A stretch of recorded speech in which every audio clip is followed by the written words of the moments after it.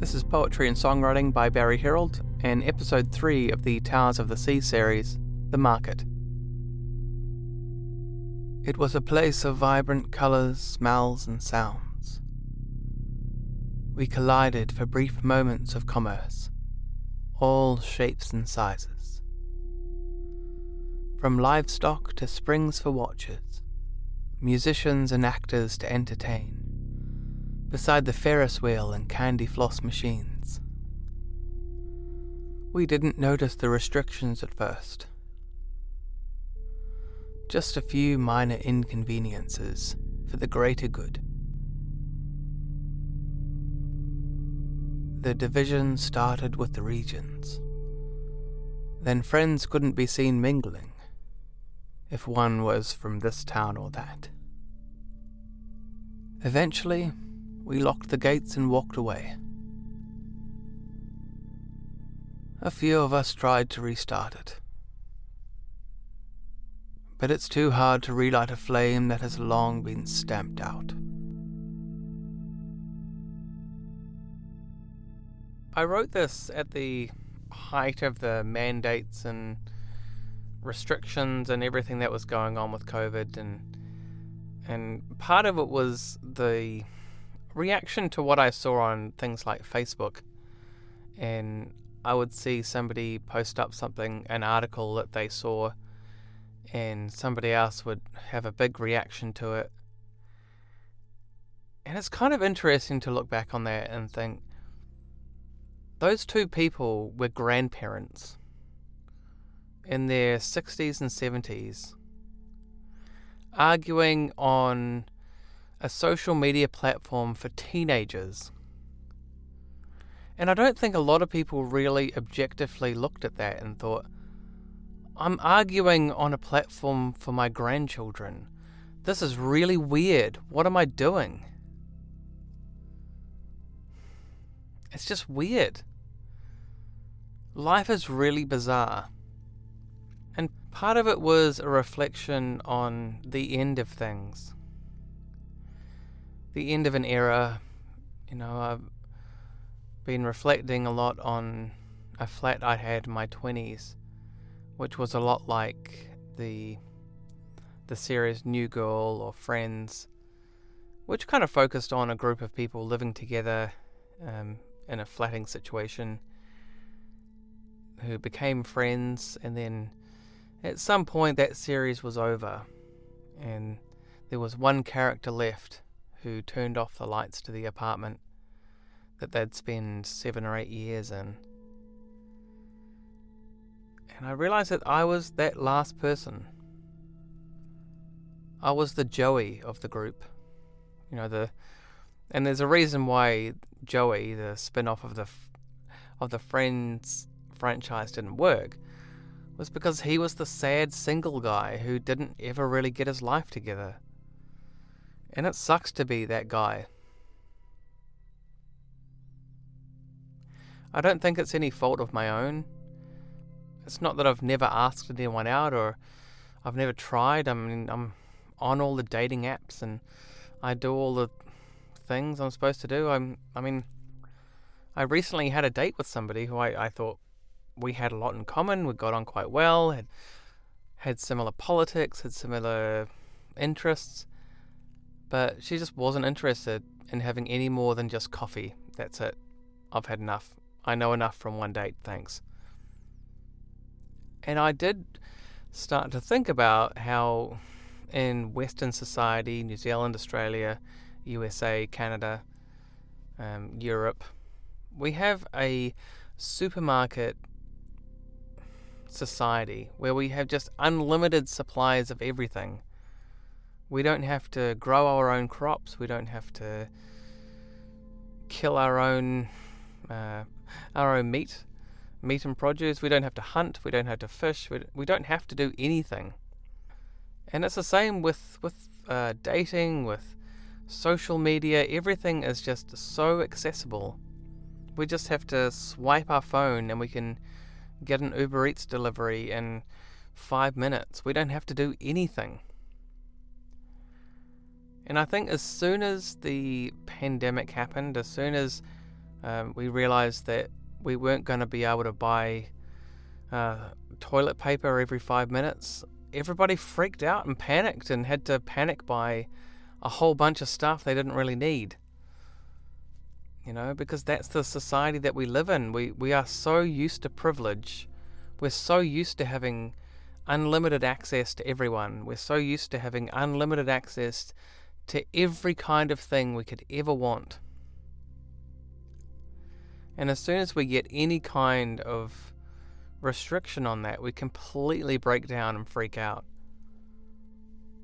But I think there are some people who do kind of carry on. Some people in this time have found a way to work through it. And I think podcasting is one of those ways. It's really awesome.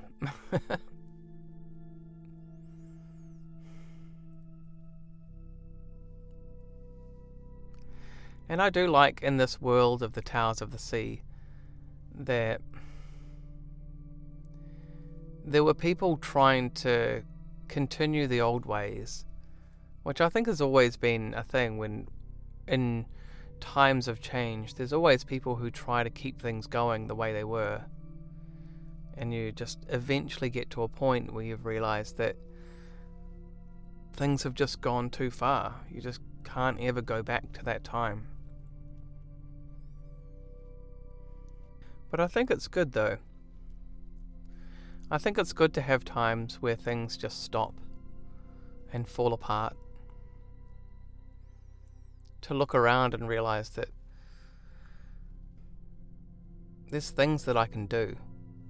There's physical things that I can do to change my situation.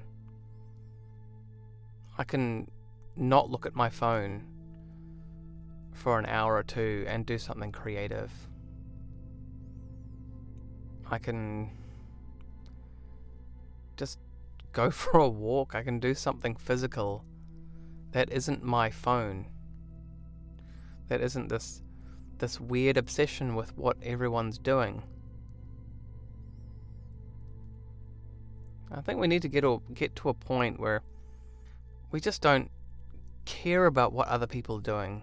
We're not offended by what other people are doing because we're so busy doing things. We've got projects happening. We're part of community events. We're doing things that are constructive and aren't reliant on a big government or a big corporation, big supermarket to decide what we should be consuming or doing.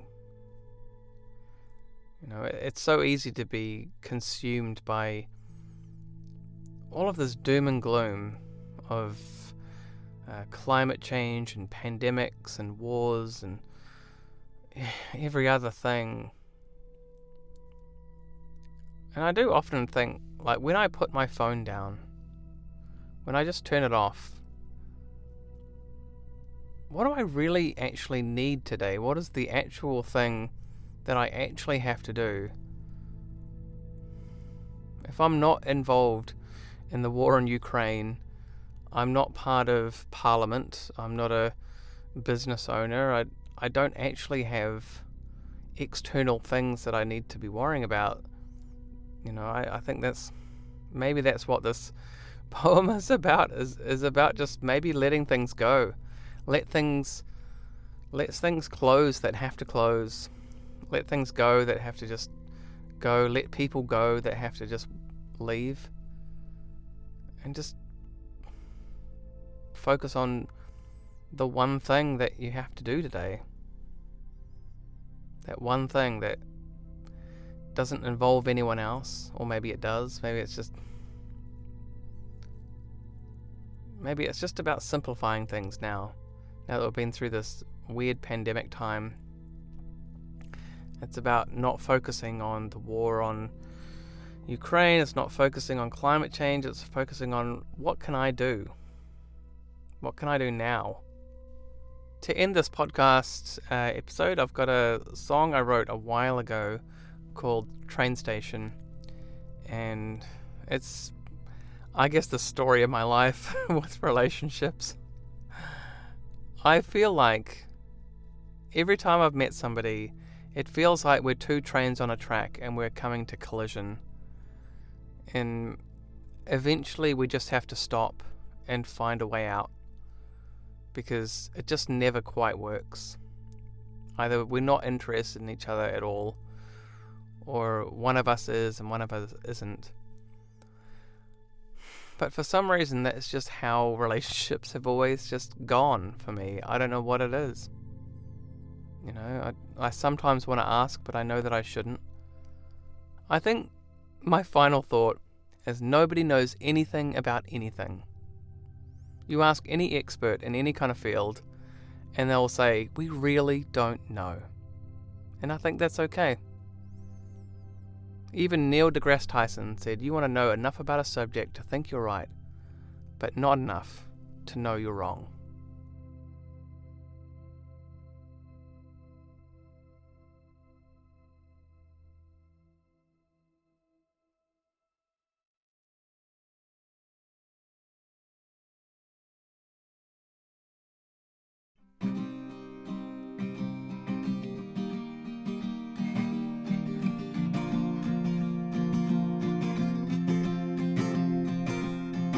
Life on the edge, I don't know why. All I have is open sight.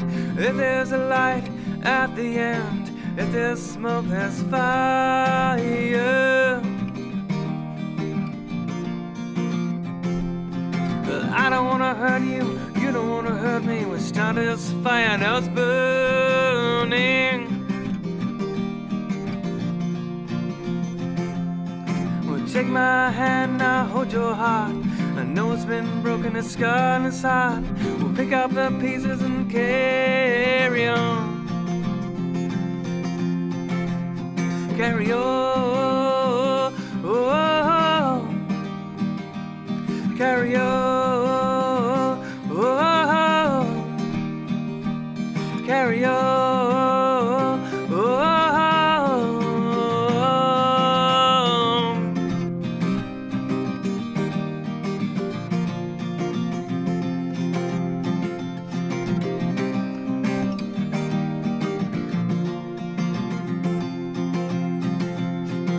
I don't wanna hurt you, you don't wanna hurt me. Started this fire, now it's burning. We're two trains on a track, we can't go back. We can't keep steaming forward.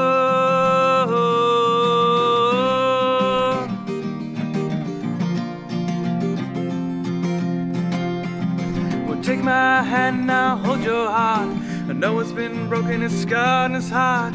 We'll pick up the pieces and carry on. Carry on, carry on, carry on.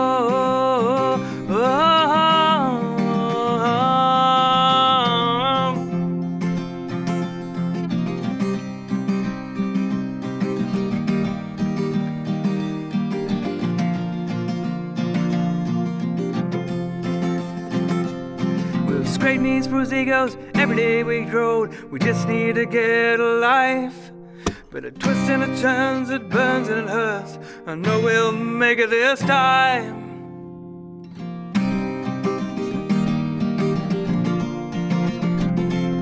Oh, take my hand and I'll hold your heart. I know it's been broken, it's scarred and it's hard. We'll pick up the pieces and carry on.